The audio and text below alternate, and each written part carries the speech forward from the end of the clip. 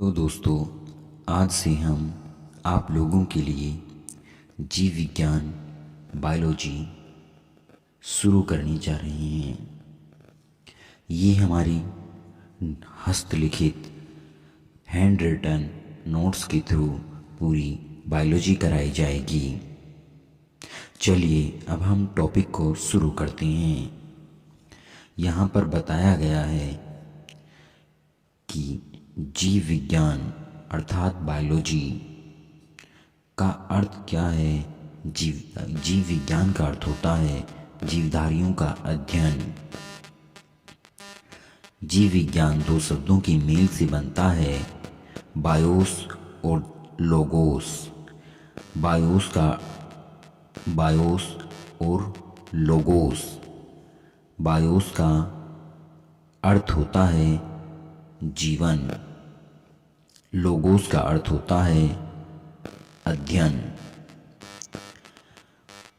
Biology शब्द का सर्वप्रथम सबसे पहले प्रयोग 1802 में लेमार्क जो कि फ्रांस के वैज्ञानिक थे, ट्रेविरेनस जो कि जर्मन के वैज्ञानिक थे, उन्होंने किया था। जीव विज्ञान अर्थात बायोलॉजी का जो पिता माना जाता है या जो जनक माना जाता है उसका नाम अरस्तु है। अरस्तु को इंग्लिश में एरिस्टोटल भी कहा जाता है। एरिस्टोटल को सुनकर आप लोग कंफ्यूज मत होइएगा, क्योंकि अरस्तु ही इंग्लिश में एरिस्टोटल के नाम से जाना जाता है। जीव विज्ञान के दो भाग हैं, एक है जंतु विज्ञान, दूसरा है वनस्पति विज्ञान। जंतु विज्ञान में जंतुओं का अध्ययन होता है और इसका जनक अरस्तु को ही माना गया है, जो कि इंग्लिश में एरिस्टोटल के नाम से जाने जाते हैं। जबकि वनस्पति विज्ञान में पेड़ पौधों का अध्ययन होता है, जिनका जनक थियोफ्रेस्टस को माना गया है।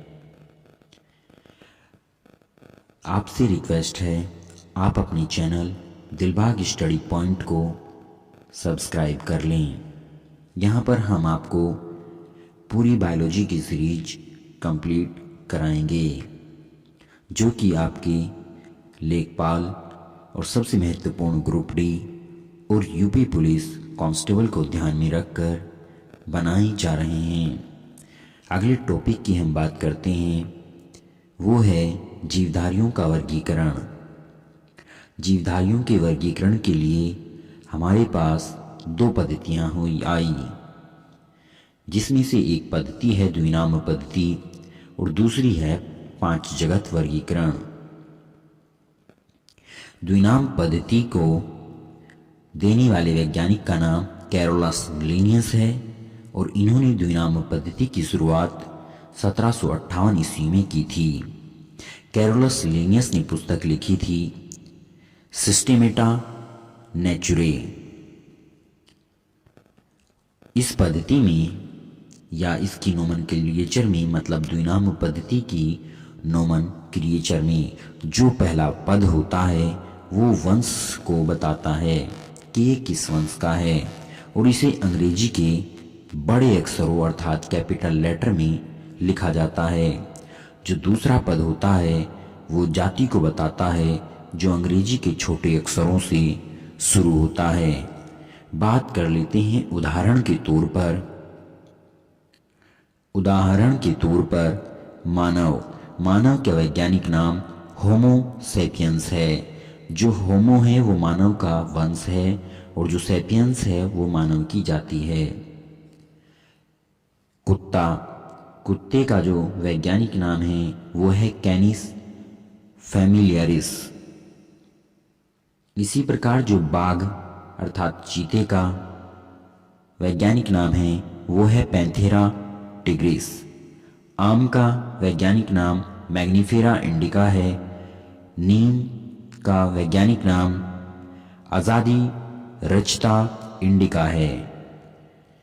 अब बात करते हैं, ये जो वंश हैं ये स्टार्टिंग में जो लेटर शब्द है उससे बताते हैं और जाति अंत वाले से बताई जाती है। आपको यहाँ पर देखने में दिखाई दे रहा होगा कि यहाँ पर जो जाति दिखाई गई है, यहाँ पर जो जाति दिखाई गई है उसका पहला अक्षर स्मॉल ही है, अर्थात छोटा ही है, जबकि वंश का जो पहला अक्षर है वो बड़ा है। इस पद्धति में ऐसा ही बताया गया है। इसके जनक कैरोलस लीनियस हैं। अब बात करते हैं पांच जगत सिद्धांत की। पांच जगत सिद्धांत को देने वाले वैज्ञानिक का नाम विटेकर है। विटेकर ने 1969 में ये सिद्धांत दिया था। इन्होंने इस पांच जगत सिद्धांत में जो इन्होंने पद्धति बांटी थी उसमें इन्होंने 5 चीज़ों को शामिल किया, जिसमें मोनेरा, प्रोटिस्टा, कवक, प्लांटी, एनिमेलिया आते हैं। अब टैक्सोनॉमिक्स कैटेगरी की बात करते हैं। टैक्सोनॉमिक कैटेगरी क्या होती है?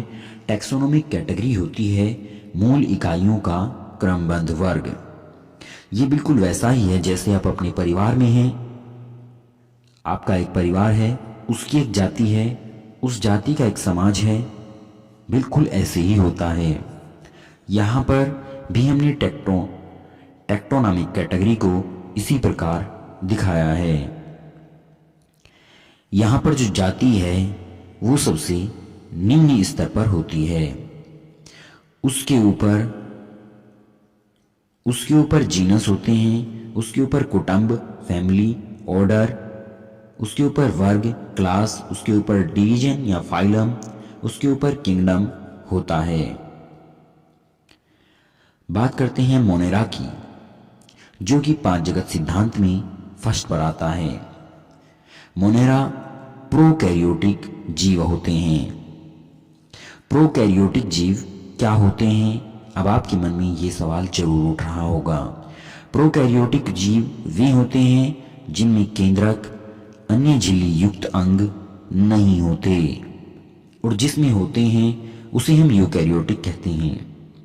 प्रोकैरियोटिक में कोशिका भित्ति भी साधारण होती है, मतलब कठोर नहीं होती। लेकिन मोनेरा में जो कोशिका भित्ति है वो कठोर होती है। वैसे जो प्रोकैरियोटिक होते हैं उनमें कोशिका भित्ति साधारण होती है। उदाहरण के तौर पर हम मोनेरा में सबसे पहले बैक्टीरिया, जीवाणुओं को लेते हैं। अब हमें कमेंट में बताइएगा कि बैक्टीरिया की खोज किसने की थी। इसी का दूसरा उदाहरण है एक्टिनोमाइसीटीज। तीसरा उदाहरण है मोनेरा का ही साइनोबैक्टीरिया। बात करते हैं पांच जगत सिद्धांत के दूसरे की। ये है प्रोटिस्टा। ये ज़्यादातर एक कोशिकीय और यूकैरियोटिक होते हैं। यूकैरियोटिक वे होते हैं जिनमें केंद्रक और उपांग पाए जाते हैं और कोशिका संरचना जटिल होती है। प्रोटिस्टा जो है वो मुख्यतः स्वपोषी, प्रकाश संश्लेषी जीव हैं। स्वपोषी वो होते हैं जो अपना खाना खुद बनाते हैं, दूसरों पर डिपेंड नहीं होते। जबकि प्रकाश संश्लेषी जीव वो होते हैं जो अपना खाना प्रकाश की मौजूदगी में बनाते हैं। प्रोटिस्टा में प्राय फ्लैजिला और सीलिया पाए जाते हैं। उदाहरण के तौर पर हम प्रोटिस्टा में बात करते हैं तो इसमें अमीबा, यूग्लिना और डाइटम पाए जाते हैं। पांच जगत सिद्धांत के तीसरे पहलू की बात करते हैं तो इसमें आपका प्लांटी आता है। प्लांटी में ज़्यादातर पौधे होते हैं और ये बहुकोशिकीय, प्रकाश संश्लेषी अर्थात प्रकाश में अपना भोजन बनाने वाले होते हैं। उदाहरण के तौर पर हम देख सकते हैं इसमें शैवाल, ब्रायोफाइट, टेरिडोफाइट, जिम्नोस्पर्म, एंजियोस्पर्म अर्थात पुष्प पौधे होते हैं। हम इन सभी के बारे में क्रम से पढ़ेंगे, लेकिन आगे ये आगे का टॉपिक है, यहाँ पर सिर्फ आपको इनके नाम याद रखने की ज़रूरत है। अब हम बात करते हैं पांच जगत सिद्धांत के अगले पहलू की, जिसमें आपका कवक आता है। कवक यूकैरियोटिक और विषमपोषी होते हैं। यूकैरियोटिक में केंद्रक और उसके उपांग पाए जाते हैं।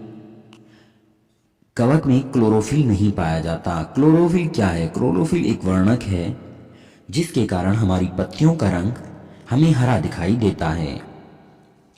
वर्णक वो होते हैं जिनसे हमें प्राकृतिक चीजों में रंग का एहसास होता है। बात करते हैं कवक की। कोशिका भित्ति इनमें काइटिन की बनी होती है। कोशिका भित्ति कवक में काइटिन की बनी होती है। वैसे कोशिका भित्ति आमतौर पर सेल्यूलोज की बनी होती है, लेकिन कवक में काइटिन की बनी होती है। आप इसे ऐसे याद रख सकते हैं, यहाँ भी कै है और यहाँ भी कै है, तो कै और कै दोनों को याद करके आप अंदाज़ा लगा सकते हैं ऑप्शंस में कि कवक और काइटिन दोनों में क्या है, तो कोशिका भित्ति काइटिन की बनी होगी। वैसे सामान्य तौर पर यह सेल्यूलोज की बनी होती है। कवक को आमतौर पर दो भागों में बांटा गया है।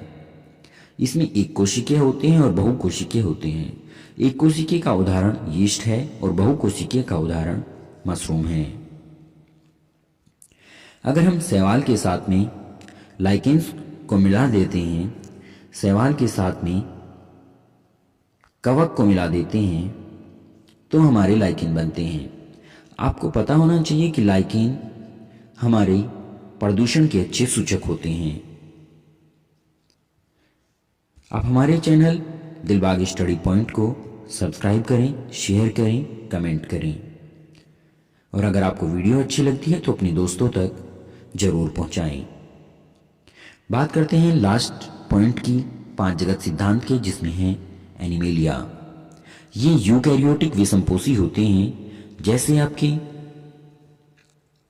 कवक होते हैं यूकैरियोटिक, वैसे ही ये होते हैं। इनमें आपका केंद्रक पाया जाता है और उपांग भी होते हैं, उन्हें यूकैरियोटिक कहते हैं। ये बहुकोशिकीय होते हैं। कोशिका भित्ति एनिमेलिया में नहीं पाई जाती। अभाव होता है, मतलब कोशिका भित्ति नहीं पाई जाती। ये प्राणी संभोजी होते हैं। प्राणी संभोजी क्या होते हैं? प्राणी संभोजी में वो सभी आते हैं जिनमें स्टूल का बनना, मतलब टट्टी का बनना, खाने को चबाकर खाना, अनावश्यक तत्वों को बैक्टीरिया द्वारा फॉर्मेट करना, मतलब खत्म करना। अगर हम बात करते हैं एनिमेलिया के उदाहरणों की, तो इसमें सबसे पहला उदाहरण हाइड्रा, जो कि एक जलीय जीव है। केंचुआ, तिलचट्टा, मछली, पक्षी, स्तनधारी और सरीसृप, रेप्टाइल आते हैं। चलिए दोस्तों, आज के लिए इतना ही। Thank you. आप हमारे चैनल दिलबाग स्टडी पॉइंट को जरूर सब्सक्राइब करें। हम आपको पूरी बायोलॉजी की सीरीज हैंड रिटन नोट्स के थ्रू कराएंगे। दोस्तों थैंक यू।